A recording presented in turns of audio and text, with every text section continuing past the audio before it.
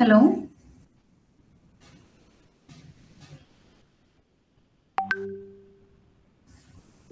Ma'am கேக்குது ஆஃபா ma'am. இருக்கீங்க?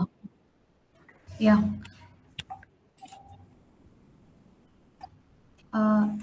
Can you see me ma'am? தெரியுதா மேம்? Okay okay ma'am. Hi. So நான் காயத்ரி.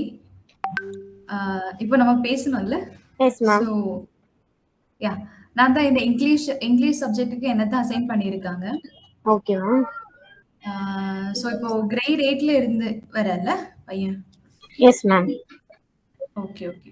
இப்போ மார்க் லிஸ்ட் நான் பார்த்தேன். Mark list is completely fine. கொஞ்சம் ப்ரஷ் அப் பண்ணி கொடுத்தா போதும், சூப்பராக வந்துடும். Okay okay ma'am. யா.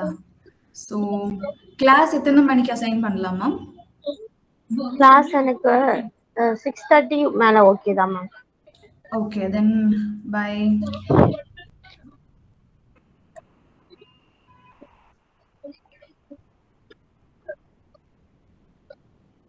எனக்கு ஜான் 4th 5th 6thல இருந்து போடுறீங்களா ma'am class? Okay, John 6th இருந்தோம்.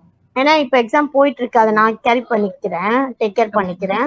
அப்புறம் 30 வந்து அவங்க சபரிமலைக்கு போயிட்டு வருவாங்க.